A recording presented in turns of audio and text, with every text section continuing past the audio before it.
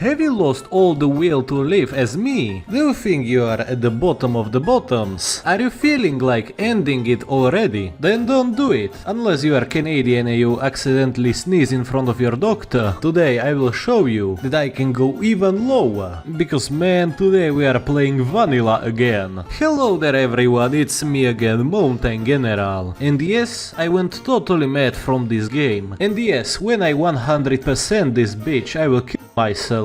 So while you are at it, don't forget to enjoy these videos while they last. And yeah, don't forget to leave a like and subscribe if you are new around here. Now starting our list of horrible communist countries to play. It's kinda quite obvious where we are going to start today. And the first question for all the viewers is, why would you want to play as communist Hungary? I feel like I will be forever waiting for a valid opinion on that. Second question for all the viewers. Have you ever, while playing Hungary, even looked at this communist part of the tree? There are only 8 communist focuses for this country, and yet I still wonder why did they even add that in. I can hear you say, but MG, you have to keep in mind that this was one of the first DLCs ever made, and yes, I take that, but all the communist paths are really unrealistic because you will always keep your, or most of the times you will keep your general staff here. Like for example in America I think you can still have Douglas MacArthur even as Communist States of America. So yeah, take that as you will. And before we will be able to do anything,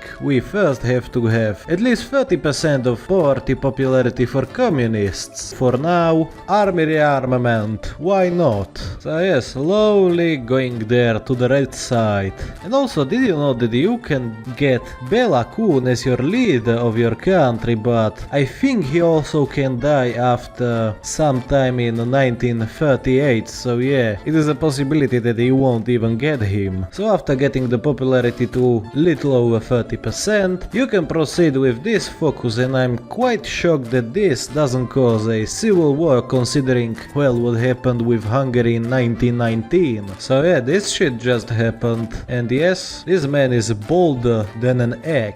And of course, we can now choose to completely cut ourselves from, well, doing anything in this game and creating fiction where we can't even invite anyone, aka ending any gameplay we have left. And also, the thing about Bela Kun just magically disappeared from our focus tree, so yeah, I also think that it's broken. But I will tell you what, at least the Hungarian Red Army gives us juicy percentage of 5% recruitable population, so that's the only positive I can find here. And now finally, after reaching over a little bit of 50%, we can finally join the Comintern. I mean, I could do that by improving relations, but I wanted to do it in a more roleplay way. And now nicely you can see that we will be strong with our Soviet Union comrades. The only two things we can do now is pressure Romania, and hopefully something will happen eventually. There are few options, so we will see if we are lucky in this period. Literally the biggest W for me and the Soviet Union, we have a tiny land connection, and that means that now we will be finally able to pressure Czechoslovakia, hopefully before the Germans get them. Now also a little tip, if you are going to try this, don't forget to make an spy agency, because all the land you get will never be caught. So yeah, with that split of Czechoslovakia we need to hurry the fuck up. Now this is what we wanted, we will try to ask the Germans for help, and yes, Germany agrees to split Czechoslovakia, so now we would be stupid to, you know, click off this down option. It is a victory over diplomacy, and now we can choose if we want Slovakia to become our puppet, but I will annex it all. Felvidek for my red nagy Magyarország. Sorry guys, that was evil MG taking over. So now yeah, this is all a conquered land. Bad thing is that we can't core any of these lands. That's the very bad thing about it.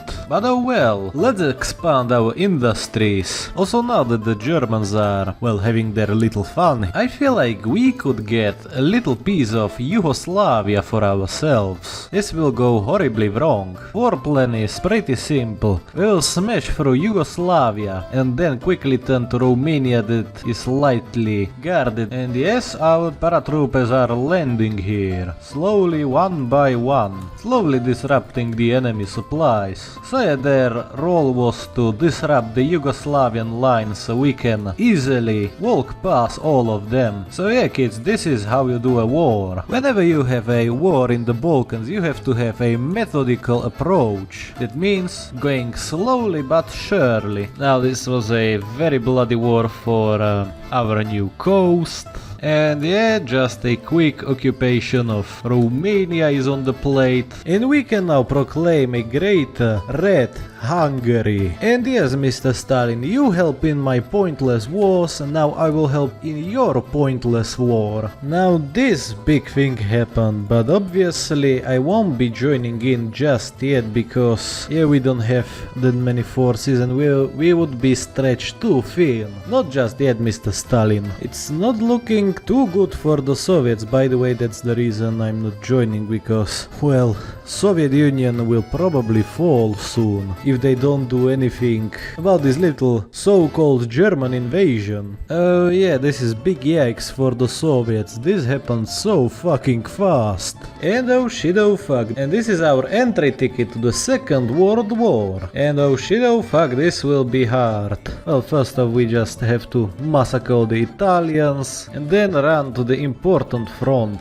that I have been preparing now for quite a while. And yes, they shall not pass this little territory. And it seems like that the Germans are not even trying here. D-Day is there, although I don't know if it will last. But hey, it's something. I feel like that now it's time for a Hungarian offensive into German lands. And yes, Wien will be soon ours. We will kill every Austrian here, so there will never be another world war again. You know, with enough time and a free Italian puppet, this all is pretty easy. You know, Soviets still lacking far behind, but that doesn't matter because we will soon reach the Berlin on our own. It seems like that my brave Hungarian troops have entered Berlin unopposed and we run out of manpower. So yeah, that's pretty good, because I hope that this terrible war will finally end. And ladies and gentlemen, let us not forget that most of the German army is stuck here and will probably die in the Russia. So yeah, that's pretty good. I mean, it would be a encirclement if we got Leningrad, but yeah, other than that, it's fucking massive. So now yeah, all the Germans were effectively cut off from all of their supplies. This is one giant German disgusting encirclement. And also even here in Germany it's, well, not looking too bright for the Germans. And so basically this is a huge W. This is how you do a communist Hungary. And yeah, I was able to create a big sphere of Magyar influence in the Europe. And also on a side note, why the fuck is Dr. Phil serving in the Hungarian army? So yeah, that's a big Comintern for you right there. Now, let's move to another nation. Konnichiwa, motherfucker. Now for our second communist worst 3, we are coming to a little country called Japan, and yeah, as you can see we have a pretty small focus tree compared to the new ones, but that won't stop us from doing the unthinkable option. And yes, that's pretty unthinkable to betray our emperor, so at least that's realistic at least. The name of the focus, of course. Now the thing about communist Japan is that nothing in your focus tree really justifies you going down this path, because there isn't that much to do here, honestly. Because like in the democratic path you at least got 3 whole colonial possessions from the western powers. You could also get the whole China into your faction, but here you are going to do the communist path only if you are communist IRL, and that's only if you are 14. Now the thing is that we won't make any new divisions, just train them. Now after we have approached the young officers, they are young and dumb, so they will fall for our communist propaganda, we will finally cast a die that will trigger a Japanese civil war. Now very important thing before the Civil War, don't forget to delete your entire army, because after the Civil War is done, your whole army that remains will escape to Manchukuo to resist you. Now, just like that, we have minimized the damage the future war will do to us. And now, we have 14 divisions to just capture Tokyo and end this war. And of course, if you are stupid like me, you can just request Soviet help for Sakhalin, and you get few extra divisions, so yeah, just to capture Tokyo, and the Civil War is done, just in 2 or 3 days. And yes, this is the shitty thing, that every our military asset escaped to Manchuria, like half of our fleet, some generals, and they are now known as Imperial Kwantung territories. Got Menguku as a free puppet. So yeah, they have a fuck ton of ships, and not that many divisions because we deleted most of them. And yeah, now it's time to, well, rebuild our army from ground up. And yes, Kyuichi Tokuda is our new leader. He really looks like my high school geography teacher. And the best thing is that we have Mr. Tojo as our army expert, and we didn't even lose anyone here, except maybe one guy, I think. And look how many admirals haven't left Japan. Mr. Yamamoto will be the main instrument of our new Japanese navy. And now that we are communist, our first thing that we will do is to execute the royal family. Yeah, now that we don't have even a little bit of stability, we will execute them because we don't want the Kwantung territories to get any good bonuses. And now I think we had enough preparations. We shall strike against the Manchurians there, over there in the mainland China. Now let us pray that our invasion will be successful, and hopefully their ships won't stop me. Oh fuck. Yeah, this might be a little problem. Now the thing is that we don't want to destroy their whole navy because we will use it later on. But it seems like that we will have a little landing in Korea. And yes, it's time to conquer our way back into Asia. And while we are fighting them here, I have made another naval invasion to distract their forces. So yeah, let us hope that we will succeed. And it seems like that most of their army here was surrounded. And yeah, basically this is how you do a communist Japan. So yeah, this is basically how you do a war in Asia, with no supplies. As soon our Japanese forces will be victorious. Just give it a little more time. So now yes, this is the way. And yeah, Manchuria also got a new flag, a Mengukuo, in the newest update. So yeah, now we also got our old navy back, so we will do some carnage with it. You will see soon our time will come. Oh well, this is a surprise for sure, but it's a welcome one. And now it is only appropriate that we celebrate our victory with nationalizing the Zaibatsu, because nationalizing your industry always ends up well. And like after a little while we can finally finish our useful focuses and create our own communist Asian bloc. This is a start to a new, beautiful friendship. Now let me show a thing that we will do here. You can probably guess what I'm about to do. Now hopefully our invasions will go smoothly. Now one can just only hope that we will be successful here. And yes, it just takes 1 second of naval supremacy and we can go for the Hawaii. And we can see that nobody was really here. And now it's finally time we make it to Los Angeles, as the downfall of the United States is near here. Yeah, now I'm just hoping that I will be able to ship my whole army to the US, and that we will be able to defeat the United States before they, you know, militarize properly. So yes, indeed, my main army just arrived in time. Just in time to fuck some shit up, as the California is the best landing point for a Japanese invasion. We just have to get our supplies right, but other than that, everything is looking pretty good. I will admit this is not the best invasion of United States, but I feel like soon we will be very successful, because I already did almost all the collaboration governments, and soon we will own Albuquerque, and we will have monopoly on every show that happens here.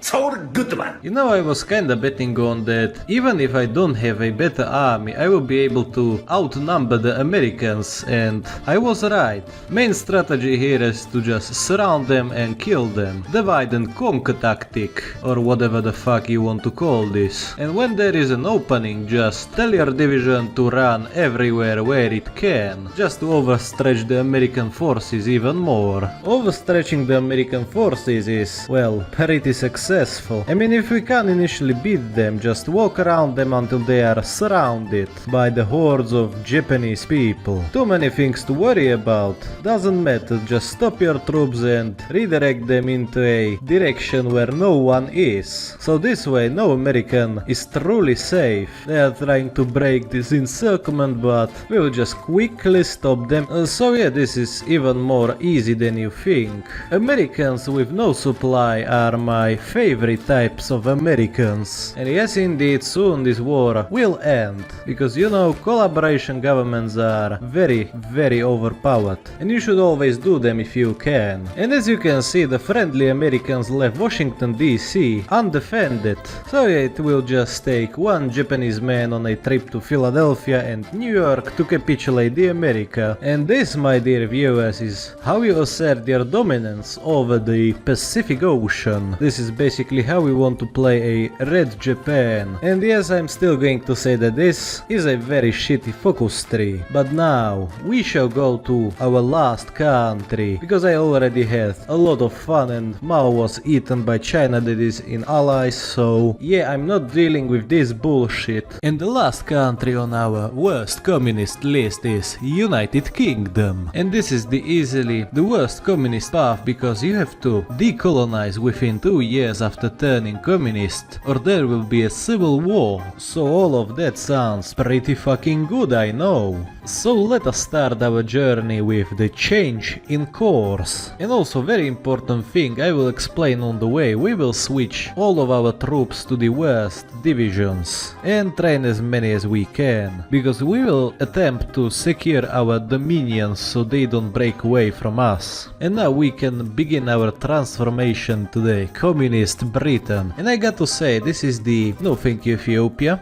this is the strangest way to switch over to a ideology you will see very soon. Now in order to switch to communism we will have to go to the decisions and slowly click away a lot of decisions that will cost us with a lot of political power. And in the meantime we shall proudly build our industry up. Now we can appoint the trade union minister and slowly work ourselves towards the referendum. And slowly we can make our way to the decolonization policy that will at least give us some political power to play around with. And we can slowly work ourselves towards the communist Britain with passing construction safety legislation. And yes, slowly we are getting there. Now we may play that we are guiding our colonies to independence, but we will try to at least keep them as puppets. You will see later on if we are successful with that. You know, I just really like the fact that we just got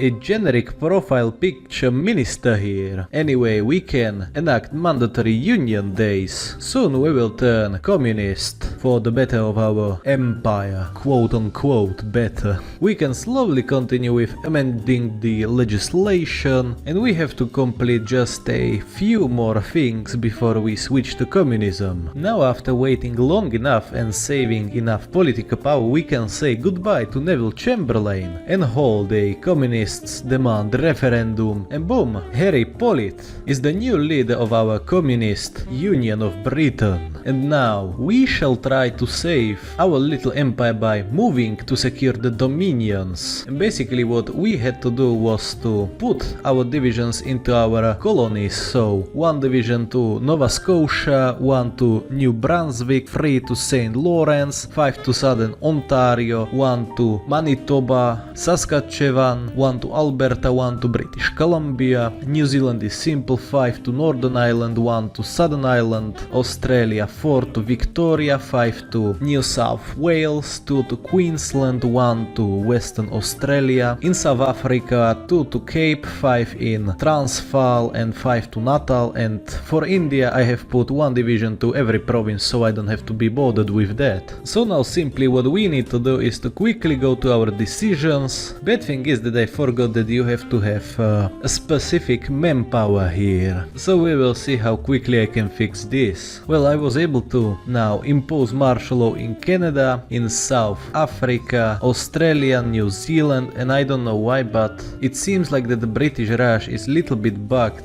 because it requires me to have more than 9,000 manpower in Delhi, and we have that here. So yeah, we might lose India because maybe there is a mistake in the code, I don't fucking know. And also of course we will do a socialist propaganda in all our dominions. Good thing about imposing the martial law is that your dominions cannot break away from you. Doesn't matter if we lose India, but now we can create a communist states from our dominions. And yes, this is it.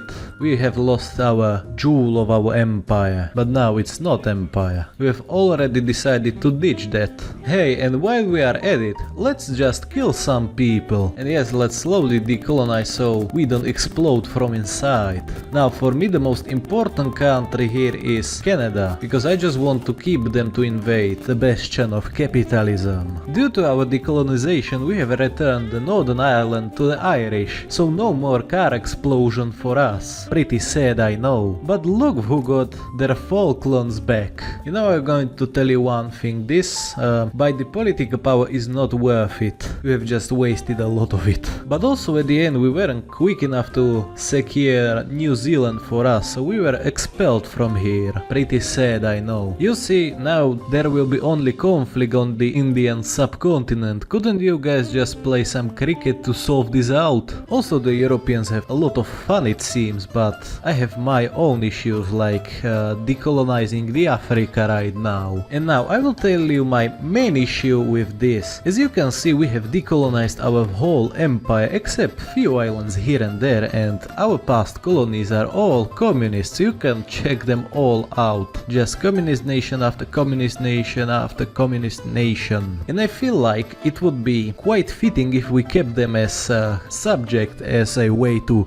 guide them to the true socialism or some shit. Or if there was a power balance as in the newest countries for pro-colonialism communists and anti-colonialist communists. But hey, if we do the decolonization, it doesn't matter what ideology are those countries, because there is a 50% chance of them leaving the Allies. Well, hell, most of the countries left our faction, but we kept our pets, colonies, intact. So that's really good. We will develop Canada, so we can do some funny shenanigans in North America. You know, don't mind me doing some little trolling on my past colonies. Yep, this is the new 1776. And for some reason Czechoslovakia joined the new American faction, but that kinda doesn't matter. The only thing that matters is that we are slicing through the American lines. This is truly the British Blitzkrieg.